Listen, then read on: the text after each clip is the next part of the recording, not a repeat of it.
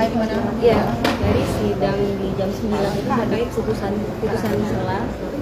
Terkait putusan sela tadi, hakim sudah menyampaikan bahwa JPU sudah memberikan dakwaan yang cukup cermat, yang cukup jelas, sehingga terkait peranan, terkait keterlibatan, dan hal-hal lainnya menurut majelis hakim ini perlu pembuktian di persidangan nanti. Sehingga hakim tadi juga menyebutkan eksepsi atau nota keberatan yang disampaikan oleh kuasa hukum AG tidak beralasan hukum sehingga haruslah ditolak. Kira-kira seperti itu, sehingga amarnya memerintahkan pertama ditolak terkait eksepsi, yang kedua dilanjutkan kepada proses pemeriksaan persidangan.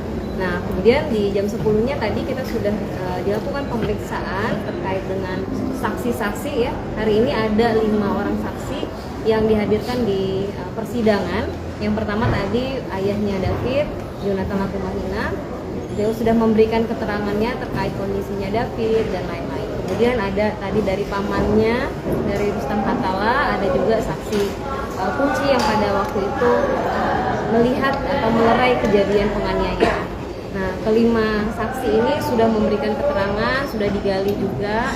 Besok akan ada agenda pemeriksaan saksi kembali.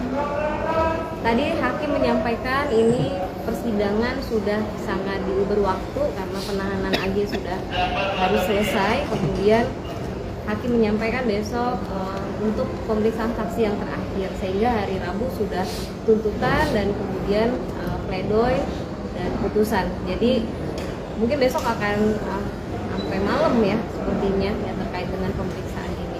Begitu. Saksi siapa aja? Dari siapa? Kalau yang dari besok mana? ya yang 5 atau yang besok? Yang besok itu sepertinya saksi dari pihak JPU itu ada saksi ahli, kemudian ada saksi pelaku yang lain yang pada perkara ini dijadiin saksi ya. MDS ada, kemudian saksi tersangka S yang di perkaranya anak AG ini jadi saksi.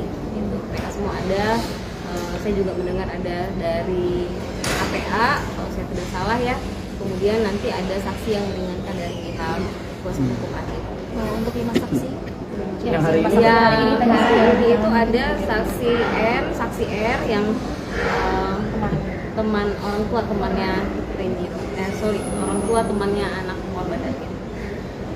Mbak, tadi terkait dengan ketika pemeriksaan pada saat ayahnya David mengenai kondisi kesehatan tadi terkait dengan pamannya sendiri itu fokusnya mengenai apa? Mungkin bisa digambarkan secara umumnya aja tadi. materi pemeriksaan.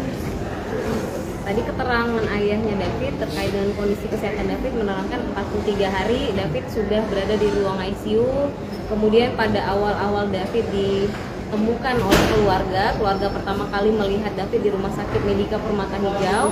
Itu ayah korban menyampaikan apa saja lukanya, di mana saja, kemudian bagaimana kondisi tubuhnya anak korban, seperti itu. Sehingga tadi ayahnya David juga memperlihatkan foto-foto yang menunjukkan bagaimana kondisi David dari awal masuk rumah sakit hingga saat ini. Juga ada foto sebelum kejadian ini terjadi ya, bagaimana kondisi fisik David sebelumnya.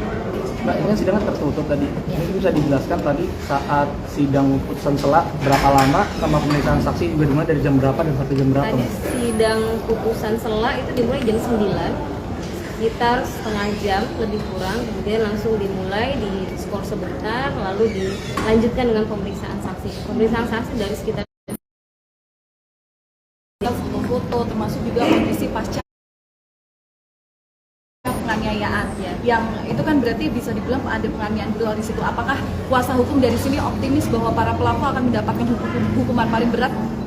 foto-foto tadi, foto-foto terkait kondisi David selama proses perawatan di rumah sakit, terapi yang dilakukan. Juga ada foto pada saat ditemukan David masih berdarah-darah di awal, itu ada. Nah, dengan kondisi yang hari ini, dampak yang dialami oleh David, kita optimis para pelaku, terutama untuk perkara ini, untuk anak AG, akan dihukum semaksimal-maksimalnya, seberat-beratnya, berdasarkan bukti-bukti yang ada. Begitu. Mbak, terkait nota keberatannya diajukan oleh tim kuasa dari AG sendiri dan jadi poin penekanan apa? Karena ini kita tidak tahu Terkait apa? nota keberatan dari. Nah, karena dia tertutup memang, sehingga kita nggak bisa sampaikan juga karena itu tertutup. Terima kasih ya. Dari kuasa hukum David sendiri melihat terkait proses hukum hari ini bagaimana? kedua adalah bagaimana tanggapan dari pihak David ini atas permintaan maaf ayah dari wanita? Ya, kalau terkait dengan berkasnya tersangka MDS dan S kan memang masih di proses di kejaksaan, belum P19. Artinya masih tahap 1 ya.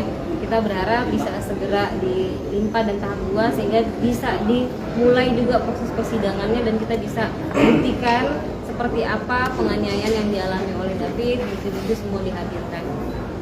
Terkait dengan permohonan maaf atau keterangan dari keluarganya MDS ini di media, kami tidak melihat itu sebanding dengan apa yang dialami oleh anak korban. Anak korban ini mengalami, kalau kita melihat orang tuanya MDS menangis pada waktu di keterangan di media, kita melihat anak korban David sudah menangis berteriak, bahkan suaranya hilang karena ada lubang tracheostomi di lehernya.